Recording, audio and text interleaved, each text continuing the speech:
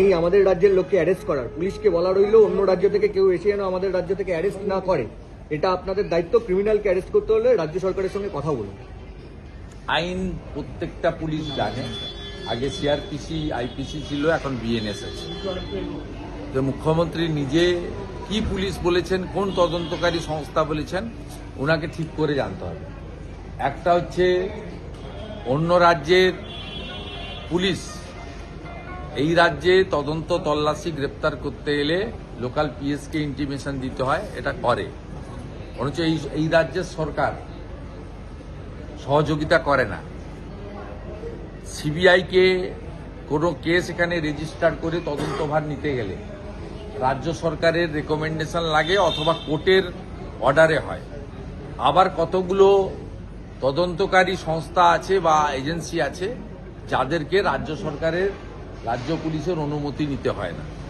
এর মধ্যে সেবি আছে, এর মধ্যে এনফোর্সমেন্ট ডাইরেক্টরেটের পিএমএল সেকশনের কেস আছে, এর মধ্যে এনআইএ আছে।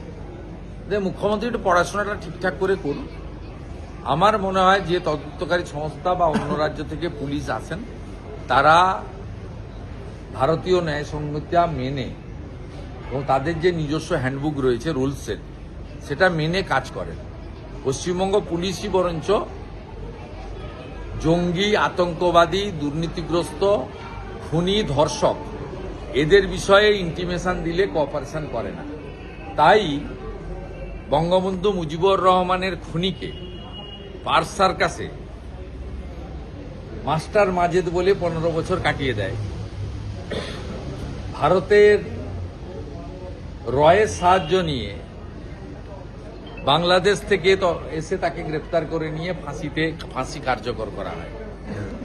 কাশ্মীরের জাভেদ মুন্সি ক্যানিংয়ে লুকিয়ে থাকেন, কাশ্মীর এসটিএফ এসে তাকে গ্রেপ্তার করে নিয়ে যায়। আনসারুল বাংলার দাগি খুনি জঙ্গি সাদ শেখ মুর্শিদাবাদের হরিহর পাড়ায় মাদ্রাসা খুলে 1.5 বছর ধরে 3 বার তৃণমূলকে ভোট দিয়ে পঠন পাঠন করতে পারেন, তাকে গ্রেপ্তার করার জন্য আসামের পুলিশকে আসতে হয়। অসংখ্য উদাহরণ রয়েছে। পশ্চিমবঙ্গ জঙ্গিদের আঁতুড়ঘর করে তৈরি করেছেন মমতা বন্দ্যোপাধ্যায় এবং বর্ডারে ফেন্সিং না দিতে দিয়ে জামাত, হেফাজত, মৌলবাদীদের ঘাঁটিতে পরিণত করেছেন পশ্চিমবঙ্গ। সূত্রে খবর 55 লক্ষ নাম বাদ যেতে পারে। ইলেকশন কমিশন অফিসিয়ালি যখন বলবে উত্তর দেব, কিন্তু আমি প্রথম থেকেই বলেছি গ্রাউন্ড রিয়েলিটি এটাই যে একটা বড় সংখ্যক মৃত, ডবল ট্রিপল এন্ট্রি, শিফটিং এবং অবৈধ বাংলাদেশি মুসলিম অনুপ্রবেশকারী রোহিঙ্গা এখানে ভোটার লিস্টে নাম তুলেছে, নাম রেখেছে। এই কারণে সাদ শেখ যখন গ্রেপ্তার হয় তিনি বলেন যে আমি 3 বার ভোট দিয়েছি। লাভলি খাতুন আপনাদের মালদা হরিশ্চন্দ্রপুরের তৃণমূলের প্রধান, হাইকোর্ট তাকে বাংলাদেশি বলে তার ইলেকটেড পঞ্চায়েত মেম্বারশিপ খারিজ করে। এরকম অসংখ্য টুকরো টুকরো উদাহরণ আছে যার মধ্য দিয়ে অবৈধ অনুপ্রবেশকারীদের মুক্তাঞ্চল পশ্চিমবঙ্গ প্রমাণিত হয়েছে। ঠিকঠাক করে এসআইআর হলে এই সংখ্যাটা কোনো সংখ্যাই নয়, অনেক বড় সংখ্যায় নাম বাদ যাওয়া উচিত যারা ভুয়া এবং অবৈধ। এসআইআর প্রসঙ্গে মুখ্যমন্ত্রী বলছেন যে হিয়ারিং শুরু হলে যাবেন, কাগজপত্র নিয়ে যাবেন, আপনাদের কাগজের অসুবিধা থাকলে সেই কাগজ নিয়ে যাবেন। কাগজের অসুবিধা থাকলে সেই কাগজ নিয়ে যাবেন, মানে অন্য কোনো কাগজ বা বিকল্প কোনো কাগজ যে অসুবিধা আছে যে ভারতীয় তো যদি লিঙ্ক নিয়ে যান নাম উঠে যাবে, তো ভারতীয় নাম উঠে যাবে, কিন্তু বাংলাদেশের মুসলমানরা কি কাগজ নিয়ে যাবে? আর এখন যেগুলো আপনারা আইপ্যাকের তালিকা অনুযায়ী বিএমওইচ বা কলকাতা কর্পোরেশনকে দিয়ে বার্থ সার্টিফিকেট দিচ্ছেন, তো অ্যাকসেপ্ট হবে না। কারণ 24শে জুন ভারতবর্ষে এসআইআর শুরু হয়েছিল বিহার দিয়ে। 24শে জুনের পরে বার্থ সার্টিফিকেট যদি দেন আর তার জন্ম যদি 20 বছর আগে হয়ে থাকে, সেটা কাগজ নয়, ওটা ডাস্টবিনে ফেলে দেওয়ার মতো জিনিস। বাংলাদেশি মুসলমান অনুপ্রবেশকারীদের বাঁচাবেন কি করে? বাঁচানোর কোনো রাস্তা নেই। আমরাও জেগে আছি। কোনো বৈধ ভোটারের নাম যদি না থাকে 6 নম্বরে আবেদন করবেন, সে তৃণমূল হোক বিজেপি হোক, কোনো সমস্যা নেই, তিনি হিন্দু হন আর মুসলমান হন। কোন মৃত ভোটার যদি আইপ্যাকের বুদ্ধিতে বিএলওরা লিখে দেয় তার নাম বিজেপি কাটাবে, 7 নম্বর ফর্ম জমা দিব। আমরা 13,25,000 ডবল ট্রিপল এন্ট্রি আমরা বের করে জমা দিয়েছি। অনেক সংবাদ মাধ্যম বিজেপিকে দেখতে পায় না। বিজেপি 13,25,000 দিয়ে এসছে, যার 6.5 লক্ষ নাম বাদ গেছে ইতিমধ্যে। হাফ একটা নাম আছে, একটা নাম বাদ গেছে, ডবল ট্রিপল এন্ট্রি।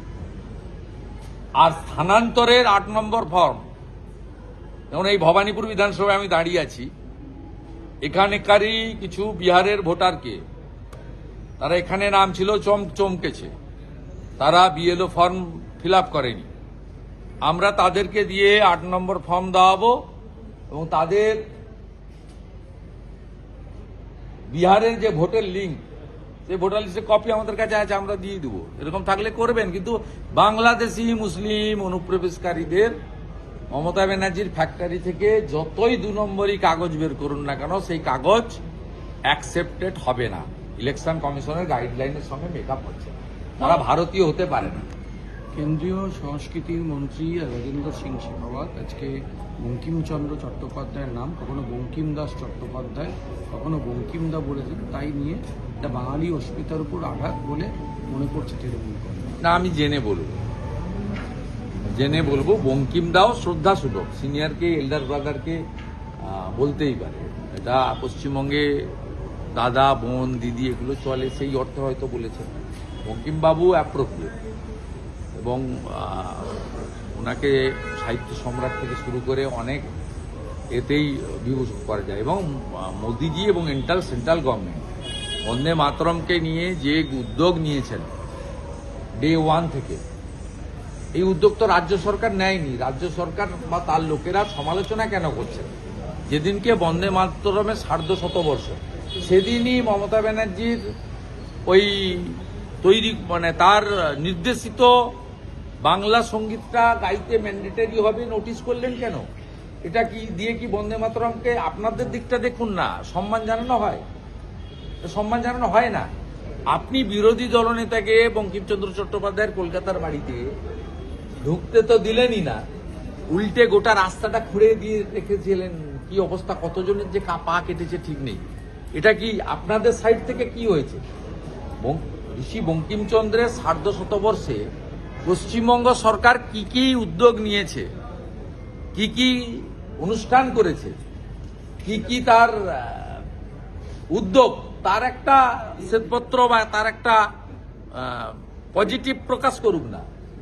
যিনি করছেন, যারা করতে চাইছেন যে প্রধানমন্ত্রী এই বিষয়টাকে ব্যাপকভাবে ভারতবর্ষব্যাপী জাগরণের মন্ত্র হিসেবে, একতার মন্ত্র হিসেবে উদ্বুদ্ধ করতে চাইছেন, সেটা সমালোচনা করছেন কেন? আমি তো এমপি ছিলাম, নেতাজি সুভাষচন্দ্র বসুর মূর্তি কোথাও দিল্লিতে দেখতে পাইনি।